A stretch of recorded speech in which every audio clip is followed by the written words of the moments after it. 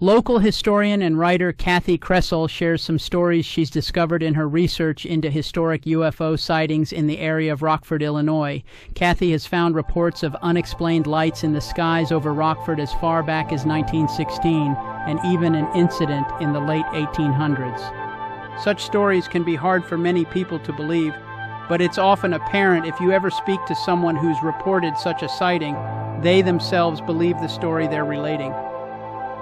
Welcome to an audio version of an original article by Kathi Kresol, historian and operator of Haunted Rockford Paranormal Events, Rockford, Illinois. This audio presentation is entitled A History of Mysterious Sightings. It is an audio version of a 2022 original story by Kathi. The article originally appeared on Rockford Buzz. This audio article is produced by Thomas Saunders for Haunted Rockford. Copyright 2025. Today, it's not hard to find stories of strange lights in the sky or even of people experiencing with what they believe to be aircraft from another world. There are literally hundreds of documentaries and television shows about these sightings available, and it's just as easy to find these stories closer to home. The local newspaper has covered them for decades. If you have a Rockford Public Library card, you can even find them from home by logging on to the website and looking under Research It. Yes, that was a plug for the library. Some of the more documented sightings seem to have multiple witnesses. For instance, several people saw strange lights in the sky during the first half of the year in 2001. These cases got a lot of news coverage, not only locally, but even internationally. They were even listed on the National UFO Reporting Center and discussed as far away as London. Dozens of people spotted bright orange circles flying in the vicinity of Newburgh and Mulford roads. Jack Dickerson was quoted in a newspaper article from February 13, 2001. Jack stated that he was driving toward home around 9:30 in the evening when he joined others who had pulled over to the curb of East State Street. They all noticed 7 orange lights that started in a T shape but changed to form a cluster. The witnesses all stared upwards as the lights continued to hover over the area for at least 15 minutes. Everyone described the same incident, including the fact that these lights had no sound as they hovered and then moved away. Air traffic controllers at the Greater Rockford Airport were interviewed about any sightings on this particular night. They reported that nothing unusual was spotted. Another case from November 1957 was compelling for 2 reasons. First, the sightings were spread over several counties in northern Illinois and southern Wisconsin and included multiple witnesses. Second, many of the reports came from police authorities across several jurisdictions. In McHenry County, a deputy sheriff reported seeing 4 or 5 objects in the sky. He stated that these objects had lights that changed color. At the same time as this report was called in, 2 other sightings were also reported from miles away.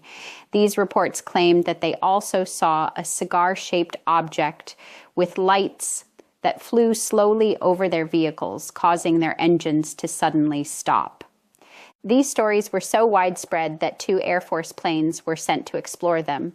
One took off from Truax Field near Madison and the other from O'Hare Field near Chicago. The reports from the pilots came back with nothing unusual spotted. 3 squad cars in Rockford reported similar sightings during the same evening. They described it as a fiery red cigar-shaped thing. The policemen reported that they followed the mysterious spaceship to the little town of Winnebago before returning to Rockford. While today's sightings are often explained away as weather balloons, experimental aircraft, and even satellites, as one travels back into Rockford's history for more of these claims, the usual explanations fall away. The timing of these next 2 stories make them most intriguing. More research into unexplained lights in the skies over Rockford leads us back to August 27, 1916. Hundreds of people in Rockford witnessed lights in the sky in the northwest part of Rockford. These lights were so bright that many thought that a large part of the city must be on fire. These lights were observed over several hours during the evening. Local telegraph offices reported problems with their equipment during the same time as these sightings. No scientific explanation was ever found. The earliest report found by this author dates back to April of 1897, long before airplanes were making their way across the sky. On Saturday, April 10th, 1897, two brothers, Elisha, known as Captain Thayer, and his brother Frank Thayer, were arriving home at 1140 North Church Street in Rockford. They had been out to dinner and were returning around 8:30 in the evening. They were standing on their porch as Elisha finished his cigar. Elisha was just about to toss the cigar away and enter the house when he noticed strange lights moving in the sky. The lights were moving in a southwesterly direction. The sight of the lights startled Elisha so much that he called his brother back outside. The men watched as the lights moved quickly over the city. There were 4 lights on the object, 2 green and 2 white. This sighting was also witnessed by many other Rockfordians before they moved out of the area. Reports came from several other cities in Illinois over the next few weeks and matched the description turned in by the Thayer brothers. The series of reports during this time first appeared in Kansas and spread their way across the Midwest, including Iowa and Nebraska, before appearing in the skies over Illinois. They were deemed the Kansas airship by the reporters and called an eerie nocturnal visitor. These sightings went on all over the area for several months before fading away.